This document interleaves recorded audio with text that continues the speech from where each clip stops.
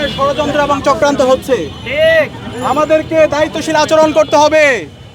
ঢাকা বিশ্ববিদ্যালয়ের মেধাবী শিক্ষার্থীদেরকে আমরা অনুরোধ করব, ডাকসু বন্ধ করার জন্য যারা সামনে থেকে পেছন থেকে গুপ্ত অবস্থায় ষড়যন্ত্র করছে তাদেরকে রুখে দিতে হবে। প্রিয় উপস্থিতি, আমাদের অবস্থান পরিষ্কার। 9 তারিখ ডাকসু নির্বাচন হতে হবে।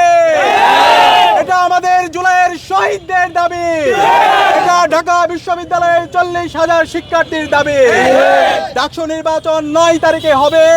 শিক্ষার্থীরা তাদের নির্বাচিত প্রতিনিধিদের মাধ্যমে আগামীর স্বপ্নের ঢাকা বিশ্ববিদ্যালয় বিনির্মাণ করবে। আমরা সবাইকে আহ্বান করব, সবাই যেন সজাগ থাকে, সকল ষড়যন্ত্রকারীদেরকে যেন আমরা আইডেন্টিফাই করে তাদের বিরুদ্ধে যেন আমরা ঐক্যবদ্ধভাবে অবস্থান পরিষ্কার করতে পারি। আজকের মিছিলে যারা অংশগ্রহণ করেছেন সবাইকে আন্তরিক মোবারকবাদ জ্ঞাপন করে সবাইকে সতর্ক থাকার আহ্বান জানিয়ে এবং 9 তারিখ ডাকসু নির্বাচন আয়োজনে সর্বাত্মক সহযোগিতা কামনা করে আমাদের আজকের মিছিল এখানে শেষ করছি। সবাইকে অসংখ্য ধন্যবাদ।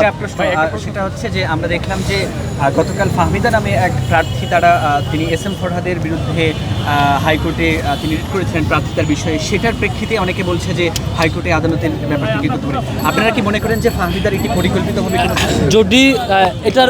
যদি এমন হয়, ধরেন যে আমার প্রার্থিতা নিয়ে এটা চ্যালেঞ্জ করা হয়েছে, তাহলে রায় হওয়া উচিত তো আমার প্রার্থিতা থাকবে কি থাকবে না এটা নিয়ে, তাই না? রায় হওয়া তো এটা হওয়া উচিত না যে ডাকসু স্থগিত হবে।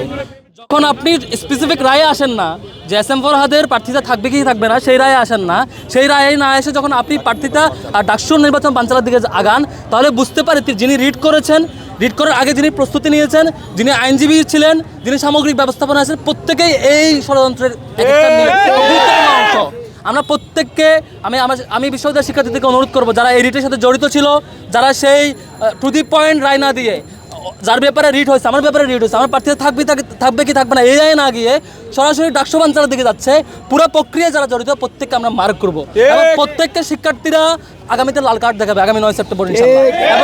এবং যে রিটটা হয়েছে সেই রিটটা টু দি পয়েন্ট রায় হোক। আমি তো বলেছি আদালতের রায়ের প্রতি আমি সম্মান জানাই, রায় যেটা আসবে সেটা মেনে নিব, কিন্তু সেই রায় যদি আমার যেই অবজেক্টিভে রিট করা সেই রায় না এসে ডাকসু বানচালের দিকে আগায়, তখন আমরা বুঝতে পারি এখানে নিশ্চয়ই কালো ছায়া এখানে আছে। যারা চেষ্টা করছেন, যারা বাইরে অভিনয় করলো, প্যানেলে অংশগ্রহণ করলো, নির্বাচনে অংশগ্রহণ করলো, ভিতর থেকে ষড়যন্ত্র করছেন কীভাবে ডাকসুটা পেছানো যায় আপনাদের ভরা ডুবির ভয়ে, আমরা এটি প্রতিহত করবো ইনশাল্লাহ। Thank you.